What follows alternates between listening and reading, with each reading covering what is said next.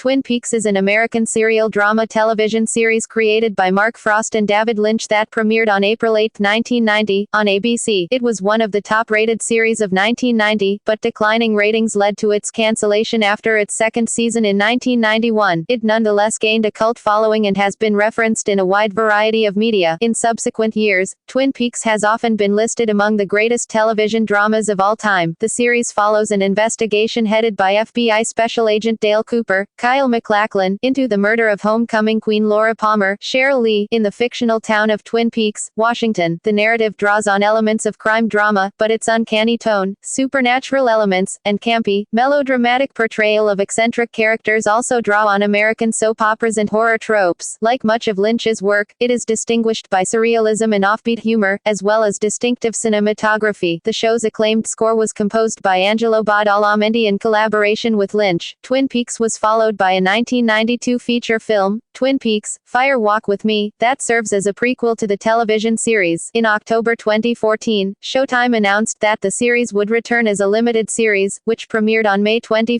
2017. The limited series is written by Lynch and Frost and directed by Lynch. Many original cast members, including MacLachlan, have returned. Plot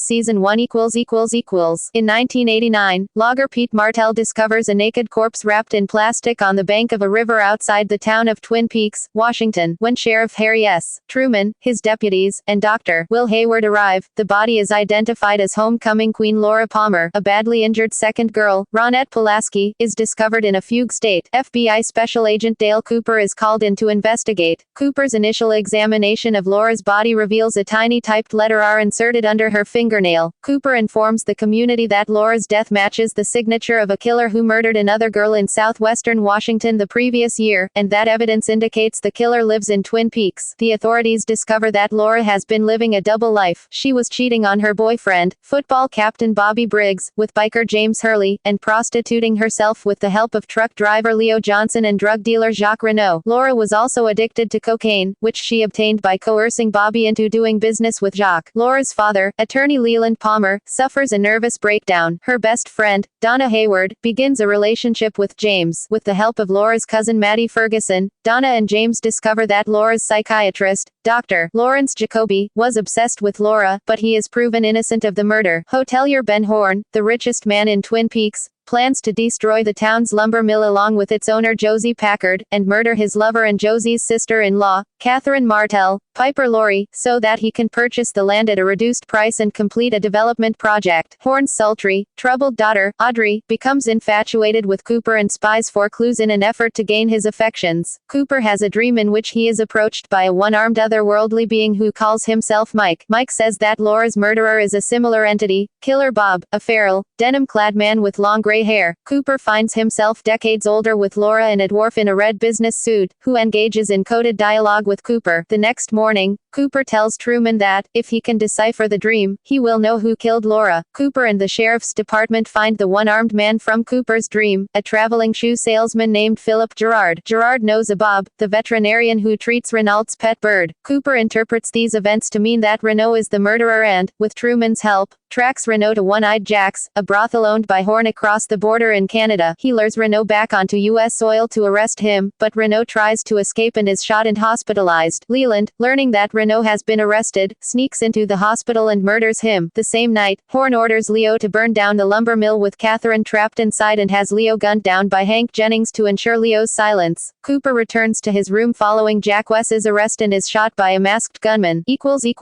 Season 2 Lying hurt in his room, Cooper has a vision in which a giant appears and reveals 3 clues. There is a man in a smiling bag, the owls are not what they seem, and without chemicals, he points. He takes Cooper's gold ring and explains that when Cooper understands the 3 premonitions, his ring will be returned. Leo Johnson survives his shooting but is brain damaged. Catherine Martell disappears. presumed to have perished in the mill fire. Leland Palmer, whose hair has turned white overnight, is rejuvenated by Renault's murder and returns to work. Philip Gerard is the host for Mike, a demonic inhabiting spirit who used to retain the services of Bob, a lesser demonic entity, to help him kill humans. Mike reveals that Bob has been possessing someone in town for decades, but he does not tell Cooper whom Bob has possessed. Donna takes on Laura's old route for the Meals on Wheels program in the hopes of finding more clues to Laura's murder. She befriends a young man named Harold Smith who is in possession of a second diary that Laura kept. She and Maddie attempt to steal it from him, but Harold catches them in the act, loses all faith in humanity, and hangs himself in his orchid greenhouse. The officers take possession of Laura's secret diary, and learn that Bob, a friend of her father's, raped her repeatedly as a child and that she began using drugs to cope. Cooper believes that the killer is Ben Horn, but Leland is revealed to be Bob when he brutally kills Maddie. Cooper doubts Horn's guilt, so he gathers all of his suspects in the belief that he will receive a sign to help him identify the killer. The giant appears and confirms that Leland is Bob's host and Laura's and Maddie's killer. Bob assumes total control over Leland's body and confesses to a series of murders, before forcing Leland to commit suicide. Leland, as he dies, free of Bob's influence, tells Cooper that Bob has possessed him ever since molesting him as a child. He begs for forgiveness, sees a vision of Laura welcoming him into the afterlife, and dies in Cooper's arms. The lawmen question whether Leland was truly possessed or mentally ill, and considers the possibility that Bob might still stalk the community of Twin Peaks in search of a new host. Cooper is set to leave Twin Peaks when he is framed for drug trafficking by the criminal Jean Renault and is suspended from the FBI. Renault holds Cooper responsible for the death of his brother, Jacques. Jean Renault is killed in a shootout with police, and Cooper is cleared of all charges. Wyndham Earle, Cooper's former mentor and FBI partner, comes to Twin Peaks seeking revenge because Cooper had an affair with Earle's wife, Caroline, while she had been under his protection as a witness to a federal crime. Earle went mad, killed Caroline, and stabbed Cooper. He was committed to a mental institution but escaped, hiding out in the woods near Twin Peaks. He plays a twisted game of chess with Cooper in which someone dies each time he captures an opponent's PS. Cooper tries to discover the origin and whereabouts of Bob, and learns more about the mysteries of the dark woods surrounding Twin Peaks. He learns of the existence of the White Lodge and the Black Lodge, two extra-dimensional realms whose gateways reside somewhere in the woods. Cooper learns that Bob, the giant, and the man from another place all come from one of the two lodges. Meanwhile, Bob restlessly seeks another host. Josie Packard dies mysteriously during Truman and Cooper's attempt to apprehend her for shooting Cooper. At the moment of her death, Bob briefly appears to Cooper, drawn by her fear. Cooper falls in love with a new girl in town, Annie Blackburn. When Annie wins the Miss Twin Peaks contest, Earl kidnaps her and takes her to the Black Lodge entrance in Glastonbury Grove. Cooper realizes that Earl's real reason for being in Twin Peaks is to gain entrance into the Black Lodge and harness its power for himself, and that his chess game has been an elaborate decoy. With clues from Deputy Andy and the Log Lady, Cooper discovers the entrance to the lodge, which turns out to be the red-curtained room from his dream. He is greeted by the man from another place, the giant, and the spirit of Laura Palmer, who each give Cooper coded prophecies about his future and demonstrate the properties of the Black Lodge, which defies the laws of time and space. Searching for Annie and Earl, Cooper encounters doppelgangers of various dead people, including Maddie Ferguson and Leland Palmer, who taunt him with strange denials, warnings, and falsehoods. The doppelgangers eventually lead Cooper to Earl, who demands that Cooper give up his soul in exchange for Annie's life. Cooper agrees and Earl stabs him. Seconds later, Killer Bob appears and reverses time in the lodge. Bob tells Cooper that Earl cannot ask for his soul and then kills Earl and takes his soul. Bob then turns on Cooper, who experiences fear for the first time in the lodge. Cooper flees, pursued by Bob and a doppelganger of himself. Sometime after entering the lodge, Cooper and Annie reappear in the woods. They are discovered by Sheriff Truman, who has been waiting for them since he saw Cooper disappear. Annie is bloodied and hospitalized, but Cooper's injuries are minor enough that Dr. Hayward is able to treat them in Cooper's room at the Great Northern Hotel. Upon waking, Cooper asks about Annie's condition, and then states he needs to brush his teeth. When Cooper enters the bathroom and looks into the mirror, his reflection is Bob, revealing that he is Cooper's doppelganger from the Black Lodge. He then rams his head into the mirror and, while laughing maniacally, repeatedly mocks his earlier question about Annie's condition. Cast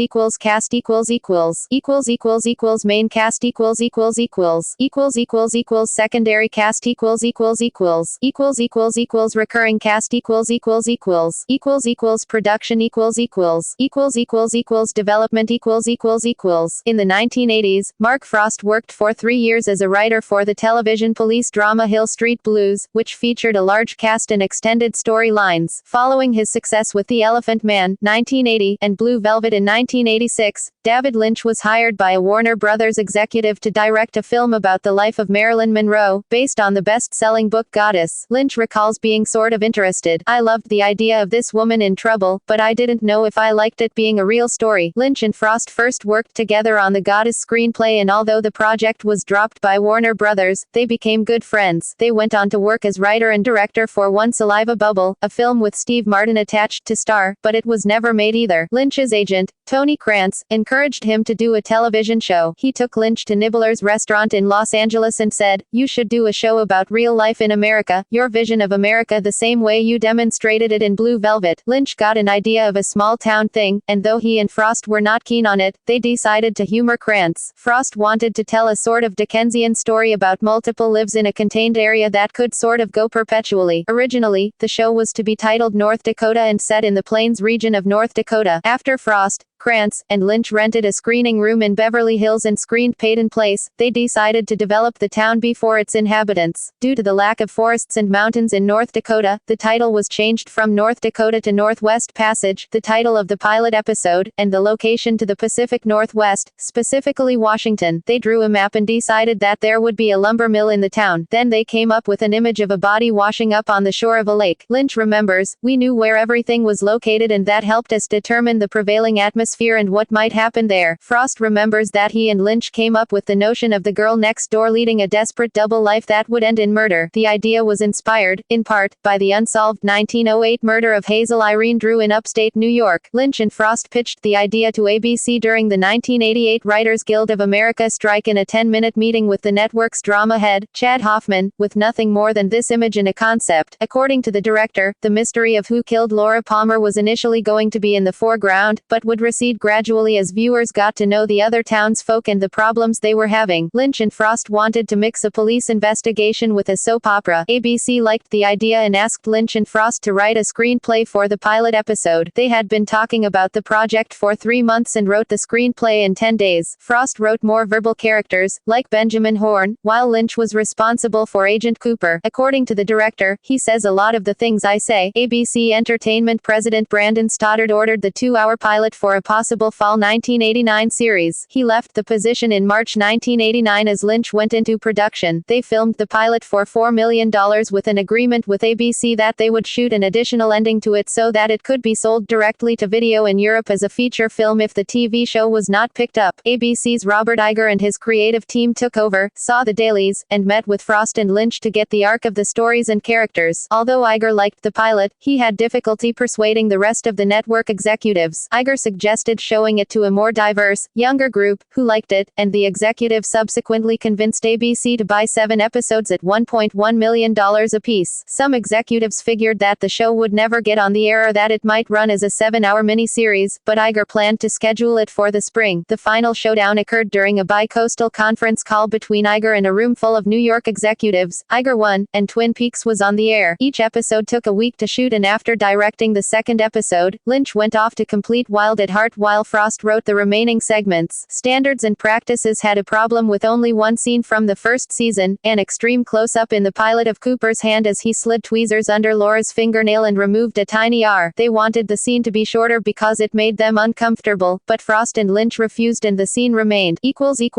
Casting Twin Peaks features members of a loose ensemble of Lynch's favorite character actors, including Jack Nance, Kyle MacLachlan, Grace Zabriskie, and Everett McGill. Isabella Rossellini, who had worked with Lynch on Blue Velvet, was originally cast as Giovanna Packard, but she dropped out of the production before shooting began on the pilot episode. The character was then reconceived as Josie Packard, of Chinese ethnicity, and the role given to actress Joan Chen. It cast several veteran actors who had risen to fame in the 1950s and 1960s, including 1950s film stars Richard Beymer, Piper Laurie, and Russ Tamblyn. Other veteran actors included British actor James Booth, Booth, Zulu, former The Mod Squad star Peggy Lipton, and Michael Ontkean, who co-starred in the 1970s crime drama The Rookies. Kyle MacLachlan was cast as Agent Dale Cooper. Stage actor Warren Frost, father of Mark Frost, was cast as Dr. Will Hayward. Due to budget constraints, Lynch intended to cast a local girl from Seattle, reportedly just to play a dead girl. The local girl ended up being Cheryl Lee. Lynch stated, but no one, not Mark, me, anyone, had any idea that she could act, or that she was going to be so powerful just being dead. And then, while Lynch shot the home movie that James takes of Donna and Laura, he realized that Lee had something special. She did do another scene, the video with Donna on the picnic, and it was that scene that did it. As a result, Cheryl Lee became a semi-regular addition to the cast, appearing in flashbacks as Laura, and portraying another, recurring character, Maddie Ferguson, Laura's similar-looking cousin. The character of Philip Gerard's appearance in the pilot episode was only originally intended to be a kind of homage to The Fugitive. The only thing he was gonna do was be in this elevator and walk out, according to David Lynch. However, when Lynch wrote the Fire Walk With Me speech, he imagined Al Strobel, who played Gerard, reciting it in the basement of the Twin Peaks hospital, a scene that appeared in the European version of the pilot episode, and surfaced later in Agent Cooper's dream sequence. Gerard's full name, Philip Michael Gerard, is also a reference to Lieutenant Philip Gerard, a character in The Fugitive. Lynch met Michael J. Anderson in 1987. After seeing him in a short film, Lynch wanted to cast the actor in the title role in Ronnie Rocket, but that project failed to get made. Richard Beymer was cast as Ben Horne because he had known Johanna Ray, Lynch's casting director. Lynch was familiar with Beymer's work in the 1961 film West Side Story and was surprised that Beymer was available for the role. Set dresser Frank Silva was cast as the mysterious Bob. Lynch himself recalls that the idea originated when he overheard Silva moving furniture around in the bedroom set, and then heard a woman warning Silva not to block himself in by moving furniture in front of the door. Lynch was struck with an image of Silva in the room. When he learned that Silva was an actor, he filmed 2 panning shots, one with Silva at the base of the bed, and one without. He did not yet know how he would use this material. Later that day, during the filming of Sarah Palmer having a vision, the camera operator told Lynch that the shot was ruined because Frank Silva was reflected in the mirror. Lynch comments, "Things like this happen and make you start dreaming, and one thing leads to another, and if you let it, a whole other thing opens up." Lynch used the panning shot of Silva in the bedroom, and the shot featuring Silva's reflection, in the closing scenes of the European version of the pilot episode. Silva's reflection in the mirror can also be glimpsed during the scene of Sarah's vision at the end of the original pilot, but it is less clear. A close-up of Silva in the bedroom later became a significant image in episodes of the TV series.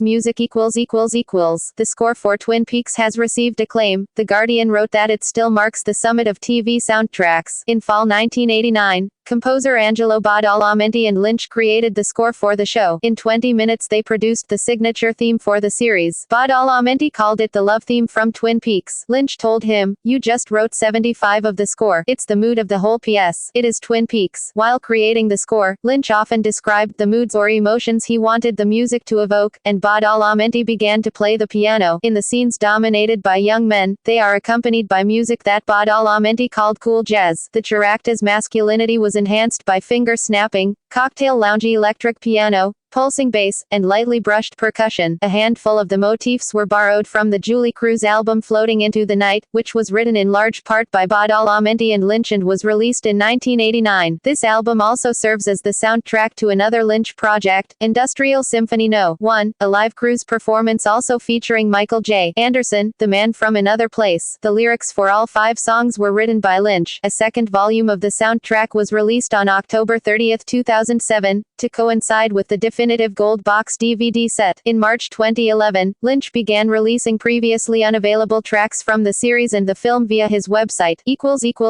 Filming locations.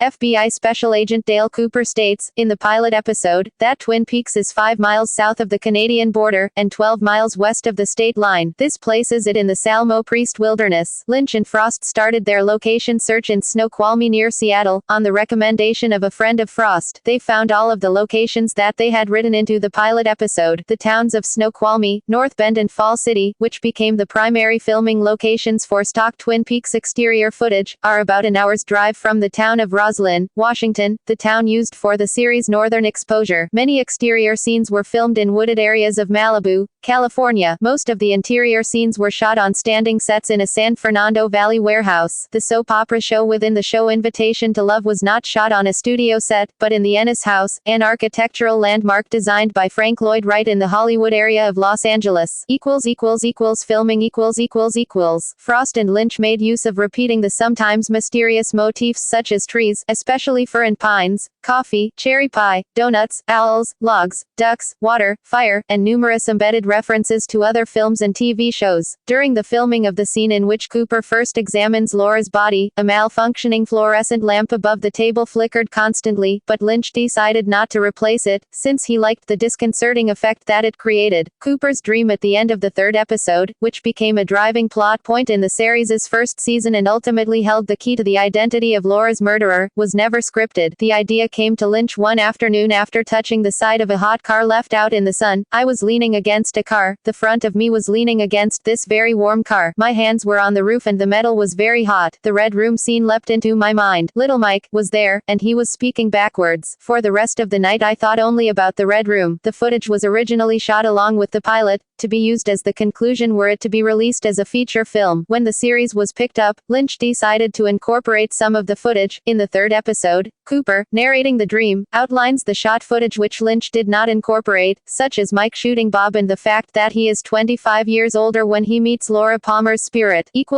Response. Before the 2-hour pilot premiered on TV, a screening was held at the Museum of Broadcasting in Hollywood. Media analyst and advertising executive Paul Schulman said, "I don't think it has a chance of succeeding. It is not commercial. It is radically different from what we as viewers are accustomed to seeing. There's no one in the show to root for." The show's Thursday nighttime slot had not been a good one for soap operas, as both Dynasty and its short-lived spin-off The Colbys did poorly. Twin Peaks was also up against the hugely successful sitcom Cheers. Initially, the show received a positive response from TV critics. Tom Shales, in The Washington Post, wrote, "Twin Peaks disorients you in ways that small-screen productions seldom attempt. It's a pleasurable sensation, the floor dropping out and leaving one dangling." In the New York Times, John J. O'Connor wrote, "Twin Peaks is not a send-up of the form. Mr. Lynch clearly savors the standard ingredients, but then the director adds his own peculiar touches, small passing details that suddenly, and often hilariously, thrust the commonplace out of kilter." Entertainment Weekly gave the show an A+ rating and Ken Tucker wrote, "Plot is irrelevant, moments are everything." Lynch and Frost have mastered a way to make a weekly series endlessly interesting. Richard Zoglin in Time magazine said that it may be the most hauntingly original work ever done for American TV. The 2-hour pilot was the highest-rated movie for the 1989-90 season with a 22 rating and was viewed by 33% of the audience. In its first broadcast as a regular 1-hour drama series, Twin Peaks scored ABC's highest ratings in 4 years in its 9 p.m. Thursday time slot. The show also reduced NBC's Cheers' ratings. Twin Peaks had a 16.2 rating with each point equaling 921,000 homes with TVs. The episode also added new viewers because of what ABC's senior vice president of research, Alan Wurtzel, called the water cooler syndrome, in which people talk about the series the next day at work. But the show's third episode lost 14% of the audience that had tuned in a week before. That audience had dropped 30% from the show's first appearance on Thursday night. This was a result of competing against Cheers, which appealed to the same demographic that watched Twin Peaks. A production executive from the show spoke of being frustrated with the network's scheduling of the show. "The show is being banged around on Thursday night. If ABC had put it on Wednesday night it could have built on its initial success. ABC has put the show at risk." In response, the network aired the first season finale on a Wednesday night at 10 p.m. instead of its usual 9 p.m. Thursday slot. The show achieved its best ratings since its third week on the air with a 12.6 and a 22% share of the audience. On May 22, 1990, it was announced that Twin Peaks would be renewed for a second season. During the first and second season, the search for Laura Palmer's killer served as the engine for the plot, and captured the public's imagination. Although the creators admitted this was largely a MacGuffin, each episode was really about the interactions between the townsfolk. The unique, and often bizarre, personalities of each citizen formed a web of minutiae that ran contrary to the town's quaint appearance. Adding to the surreal atmosphere was the recurrence of Dale Cooper's dreams, in which the FBI agent is given clues to Laura's murder in a supernatural realm that may or may not be of his imagination. The first season contained only 8 episodes, including the 2-hour pilot episode, and was considered technically and artistically revolutionary for television at the time, and geared toward reaching the standards of film. Critics have noted that Twin Peaks began the trend of accomplished cinematography now commonplace in today's television dramas. Lynch and Frost maintained tight control over the first season, handpicking all of the directors, including some Lynch had known from his days at the American Film Institute, e.g., Caleb Deschanel and Tim Hunter, and some referred to him by those he knew personally. Lynch and Frost's control lessened in the second season, corresponding with what is generally regarded as a decrease in the show's quality once the identity of Laura Palmer's murderer was revealed. The aforementioned water cooler effect put pressure on the show's creators to solve the mystery. Although they claimed to have known from the series' inception the identity of Laura's murderer, Lynch never wanted to solve the murder, while Frost felt that they had an obligation to the audience to solve it. This created tension between the two men. Its ambitious style, paranormal undertones, and engaging murder mystery made Twin Peaks an unexpected hit. Its characters, particularly MacLachlan's Dale Cooper, were unorthodox for a supposed crime drama, as was Cooper's method of interpreting his dreams to solve the crime. During its first season, the show's popularity reached its zenith, and elements of the program seeped into mainstream popular culture, prompting parodies, including one in the 16th season premiere of Saturday Night Live, hosted by MacLachlan. Critical acclaim. For its first season, Twin Peaks received 14 nominations at the 42nd Primetime Emmy Awards, for Outstanding Drama Series, Outstanding Lead Actor in a Drama Series, Kyle MacLachlan, Outstanding Lead Actress in a Drama Series, Piper Laurie, Outstanding Supporting Actress in a Drama Series, Sherilyn Fenn, Outstanding Directing in a Drama Series, David Lynch, Outstanding Writing in a Drama Series, David Lynch and Mark Frost, Outstanding Writing in a Drama Series, Harley Payton, Outstanding Art Direction for a Series, Outstanding Achievement in Main Title Theme Music, Outstanding Achievement in Music Composition for a Series, Dramatic Underscore, Outstanding Achievement in Music and Lyrics, and Outstanding Sound Editing for a Series. Out of its 14 nominations, it won for Outstanding Costume Design for a Series and Outstanding Editing for a Series, Single Camera Production. The pilot episode was ranked 25th on TV Guide's 1997-100 Greatest Episodes of All Time. It placed 49th on Entertainment Weekly's New TV Classics list. In 2004 and 2007, Twin Peaks was ranked 20th and 24th on TV Guide's Top Cult Shows Ever, and in 2002, it was ranked 45th of the top 50 television programs of all time by the same guide. In 2007, UK broadcaster Channel 4 ranked Twin Peaks 9th on their list of the 50 greatest TV dramas. Also that year, Time included the show on their list of the 100 best TV shows of all time. Empire listed Twin Peaks as the 24th best TV show in their list of the 50 greatest TV shows of all time. In 2012, Entertainment Weekly listed the show at No. 12 in the 25 best cult TV shows from the past 25 years, saying, the show itself was only fitfully brilliant and ultimately unfulfilling, but the cult lives, fueled by nostalgia for the extraordinary pop phenomenon it inspired, for its significance to the medium, behold the Big Bang of outdoor TV, and for a sensuous strangeness that possesses you and never lets you go. The series has been nominated for the TCA Heritage Award 6 consecutive years since 2010. It was ranked 20th on the Hollywood Reporter's list of Hollywood's 100 favorite TV shows.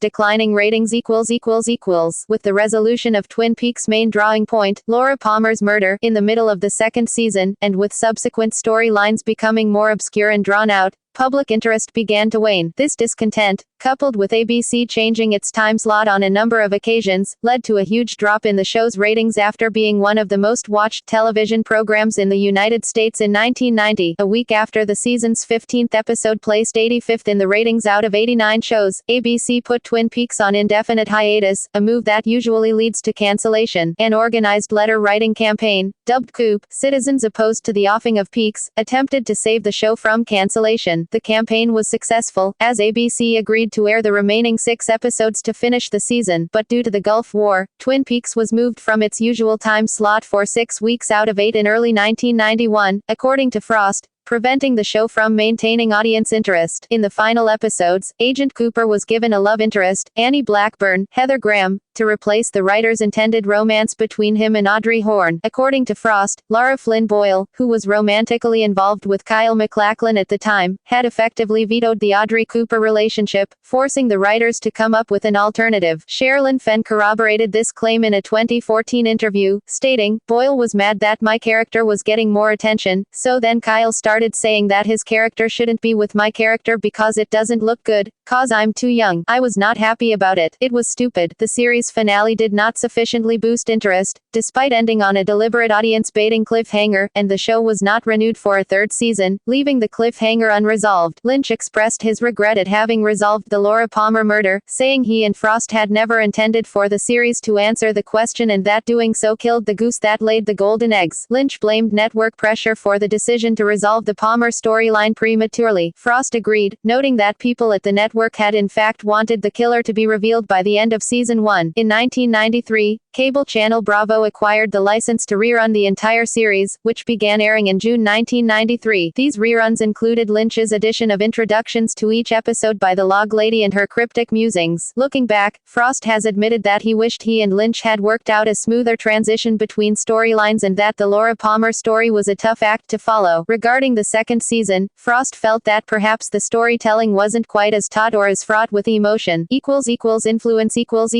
Writing for The Atlantic, Mike Mariani wrote that it would be tough to look at the roster of television shows any given season without finding several that owe a creative debt to Twin Peaks, stating that Lynch's manipulation of the uncanny, his surreal non-sequiturs, his black humor, and his trademark ominous tracking shots can be felt in a variety of contemporary hit shows. In 2010, the television series Psych paid tribute to the series by reuniting some of the cast in the fifth season episode, Dual Spires. The episode's plot is an homage to the Twin Peaks pilot, where the characters of Psych investigate the death of a young girl in a small town called Dual Spires. The episode also contains several references to the original show. Twin Peaks actors that guest star in the episode are Sherilyn Fenn, Cheryl Lee, Dana Ashbrook, Robin Lively, Lenny Von Dolan, Catherine E. Coulson and Ray Wise. Prior to the airing of the episode, a special event at the Paley Center for Media was held where the actors from both shows discussed the episode. Reviewers and fans of 4 seasons of Vina Sudd's U.S. TV series, The Killing, have noted similarities and borrowed elements from Lynch's Fire Walk with Me and Twin Peaks, and compared Sudd and Lynch's works. Carlton Cuse, creator of Bates Motel, cited Twin Peaks as a key inspiration for his series, stating, "We pretty much ripped off Twin Peaks. If you wanted to get that confession, the answer is yes. I loved that show. They only did 30 episodes. Carrie Aaron and I thought we'd do the 70 that are missing." Twin Peaks served as an inspiration for the 1993 video game The Legend of Zelda, Link's Awakening, with director Takashi Tezuka citing the series as the main factor for the creation of the suspicious characters that populate the game, as well as the mystery elements of the story. The show has also influenced a number of survival horror video games, most notably Alan Wake, Deadly Premonition, Silent Hill, and Life is Strange. Merchandise home media releases The series was released on VHS in a 6-tape collection on April 16, 1995. However, it did not include the original pilot episode. On December 18, 2001, the first season, episodes 1 to 7, minus the pilot, of Twin Peaks was released on DVD in Region 1 by Artisan Entertainment. The box set featured digitally remastered video was noted for being the first TV series to have its audio track redone in DTS. The second season release was postponed several times, and the release was originally cancelled in 2003 by Artisan due to low sales figures for the season 1 DVD. The second season was finally released in the United States and Canada on April 3, 2007, via Paramount Home Entertainment, CBS DVD. On October 30, 2007, the broadcast version of the pilot finally received a legitimate U.S. release as part of the Twin Peaks Definitive Gold Box Edition. This set includes both versions of the pilot. The set also includes all episodes from both seasons, deleted scenes for both seasons, and a feature-length retrospective documentary. Entertainment Weekly gave the box set a B+ rating and wrote, "There are numerous fascinatingly frank mini-docs here, including interviews with many Peaks participants. Together, they offer one of the best available portraits of how a TV hit can go off the rails." In July 2013, it was revealed that a Blu-ray version of the complete series would be released. In January 2014, Lynch confirmed the Blu-ray release and that it would contain the pilot, Season 1, Season 2, and new special features, and possibly the film. It was announced on May 15, 2014, that the Blu-ray of the complete series of Twin Peaks and the film containing over 90 minutes of deleted scenes would be released on July 29, 2014.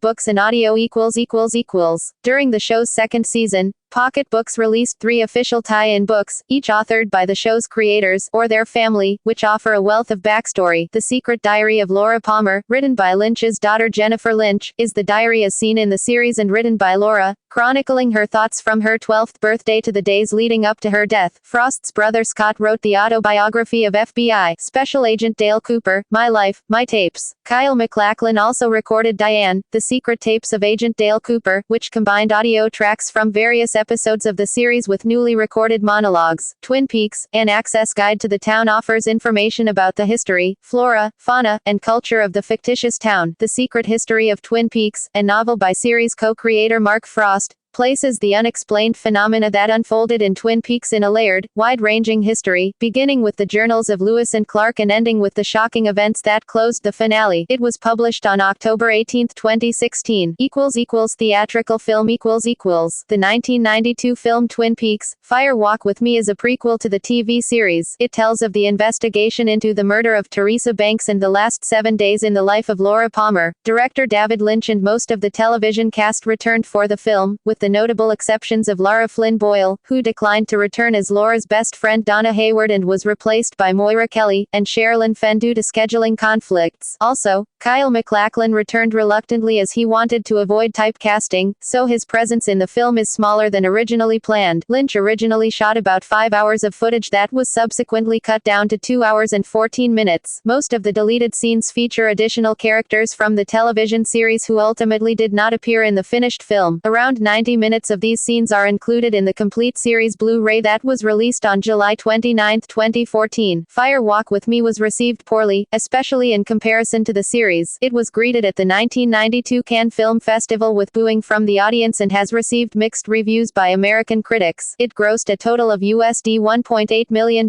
in 691 theaters in its opening weekend and went on to gross a total of $4.1 million in North America. Continuation. In 2007, artist Matt Haley and Twin Peaks producer Bob Engels began work on a graphic novel continuation of the series, to be included in the complete mystery DVD box set. Haley stated, "Bob and I had a number of discussions about what the story would be. I was keen to use whatever notes they had for the proposed 3rd season. I really wanted this to be a literal 3rd season of the show." He also mentioned they were going to have Cheryl Lee come back, this time as a redhead, and probably have her character killed by Bob again. There were also some vague ideas about Bob and Mike being from a planet made of creamed corn, something about Truman driving Mike backwards through the portal into the Black Lodge, which I think would have been a really nice cinematic scene. Lynch vetoed the project, stating that he respected the effort but did not want to continue the story of Twin Peaks in any way. In a 1995 Fangoria interview, Billy Zane confirmed that his character, John Justice Wheeler, figured in the 3rd season story, saying, "They were thinking that Audrey and I would have a baby at one point, which could have been fun." In May 2013, cast member Ray Wise stated what Lynch had said to him regarding a possible continuation. "Well, Ray, you know, the town is still there, and I suppose it's possible that we could revisit it. Of course, you're already dead, but we could maybe work around that." Limited series. On October 6, 2014, it was announced that a limited series would air on Showtime. David Lynch and Mark Frost wrote all the episodes, and Lynch directed. Frost emphasized that the new episodes are not a remake or reboot but a continuation of the series. The episodes are set in the present day, and the passage of 25 years is an important element in the plot. Most of the original cast returns, including Kyle MacLachlan, Madchen Amick, Sherilyn Fenn, Cheryl Lee, Ray Wise, and several others. New additions include Monica Bellucci, Jeremy Davies, Trent Reznor, Laura Dern, Robert Forster, Tim Roth, Jennifer Jason Leigh, Ashley Judd, Tom Sizemore, Amanda Seyfried, Matthew Lillard, Sky Ferreira and Naomi Watts. The limited series began filming in September 2015 and was completed by April 2016. It was shot continuously from a single, long shooting script before being edited into separate episodes. The series premiered on May 21, 2017, and consists of 18 episodes. References. Further reading. Lavery, David, ed. 1995. Full of Secrets, Critical Approaches to Twin Peaks. Wayne State University Press. ISBN 0-8143-2506-8. Tropiano, Stephen, 2000. TV Towns, New York, NY. TV Books LLC. ISBN 978-1-57500-127-2. Bushman, David, Smith, Arthur, 2016. Twin Peaks FAQ, All That's Left to Know About a Place Both Wonderful and Strange. Applause Theater and Cinema Books. Milwaukee, Y. ISBN 978-1-4950-1586-1. Hoffman, Eric, Grace, Dominic, eds. 2017. Approaching Twin Peaks, Essays on the Original Series. McFarland Press. External links Twin Peaks at Showtime. Twin Peaks at CBS. Twin Peaks at the Internet Movie Database. Twin Peaks at TV.com. Twin Peaks at DMOZ.